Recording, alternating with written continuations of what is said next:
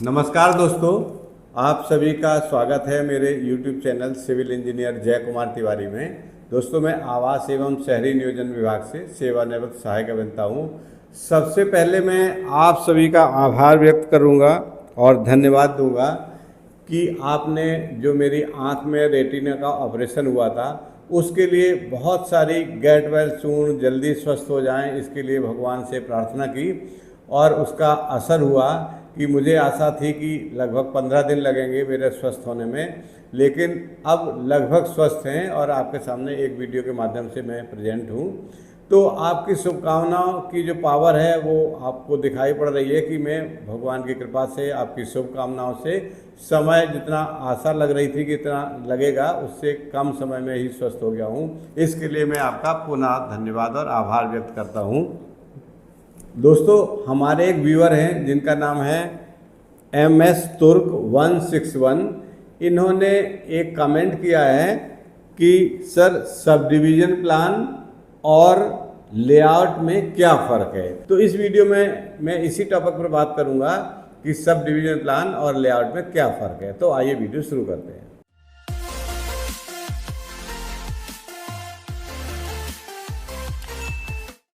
दोस्तों, सबसे पहले मैं बात कर लेता हूं कि लेआउट क्या होता है। दोस्तों, लेआउट उसको कहते हैं जब बहुत सारी हमारी जो ज़मीन है रा लैंड, जिस पर पहले से कोई प्लानिंग पास नहीं हुई है या उसका नियोजन नहीं हुआ है, तो उस ज़मीन में अगर कोई builder owner of the land, चाहे वो एक आदमी हो या ग्रुप ऑफ पीपल हो, कई लोग मिलकर कर रहे हो, या कोई कंपनी हो, अगर बहुत सारी ज़मीन को एक साथ कंबाइन करके या खरीद के उस पर प्लानिंग के लिए लेआउट बना के जमा करती है। लेआउट को हिंदी में कहते हैं तलपट मानचित्र, मतलब उसमें भूखंडों का नियोजन करेगी कि कितने भूखंड इसमें आएंगे, भूखंडों के सामने सड़क की चौड़ाई कितनी होगी, जो हमारे बिल्डिंग वालों जो मानक दिए उसके अनुसार जब उसका नियोजन होता है। ओपन एरिया कितना छोड़ना है, पार्क कितना छोड़ना है, सड़कों की लंबाई के हिसाब से सड़कों की चौड़ाई बदलती रहती है, तो हमारी रो कितनी लंबी है उसके हिसाब से सड़क की चौड़ाई क्या रहेगी, कितने भूखंड आएंगे।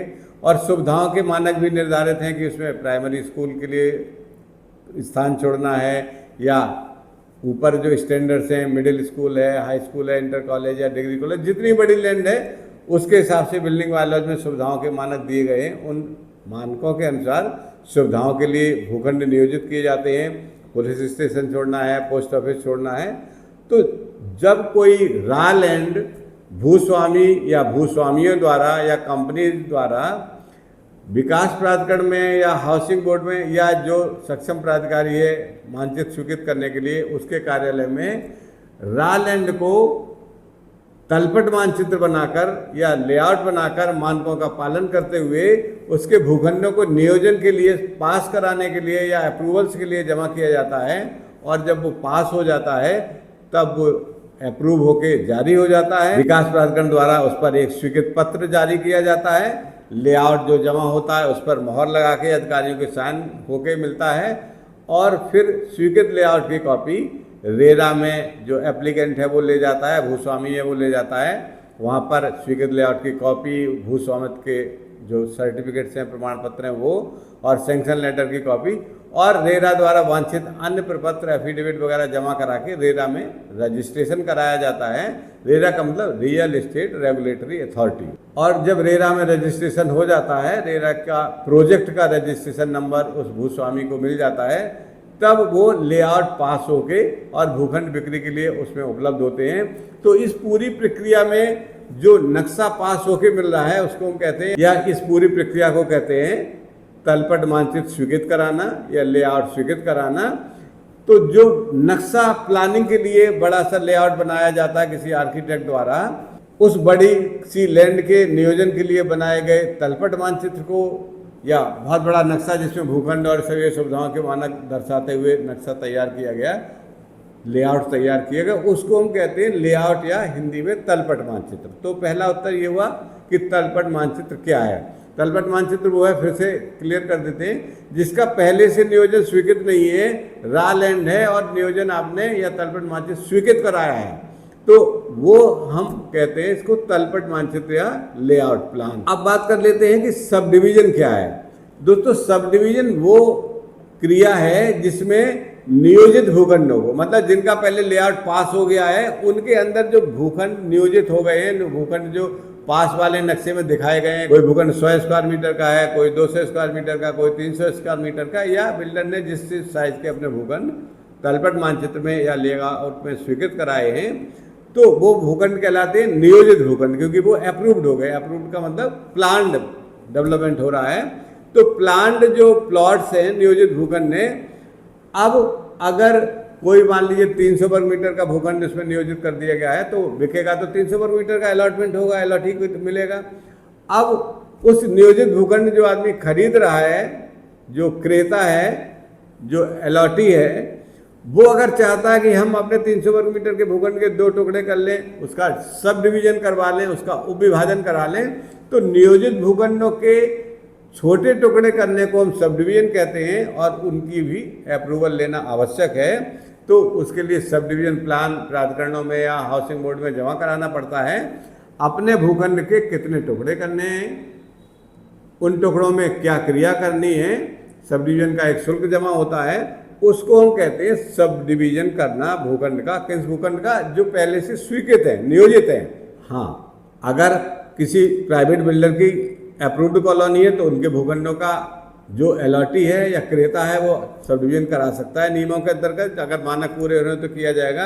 अगर आप जानना चाहते हैं कि सब डिवीजन करने के क्या नियम हैं, उसमें कितना शुल्क लगता है, तो इसके लिए मैंने पिछले हफ्ते एक वीडियो बनाया हुआ है जिसमें आप देख सकते हैं कि सब डिवीजन करने के क्या नियम हैं और कितने शुल्क लगते हैं। उसका थंबनेल आप अपने स्क्रीन पर देख रहे हैं। अगर सब डिवीजन के बारे में जानना चाहते हैं तो वो वीडियो आप देख सकते हैं।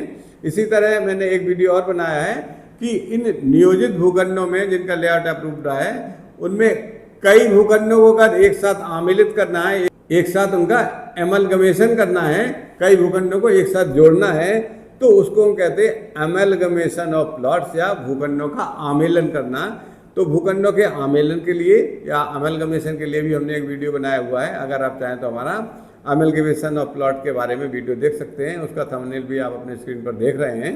तो फिर से एक बार क्लियर कर देते हैं कि सब डिवीजन उन्हीं भूखंडों का होता है या सब डिवीजन का जो शब्द है उन भूखंडों के लिए प्रयोग किया जाता है जो भूखंड पहले से जिनका लेआउट प्लान अप्रूव्ड है नियोजित भूखंड ने, और जो अलॉटी है वो उनके टुकड़े करने की परमिशन चाहता है, उसको सब डिवीजन कहते हैं।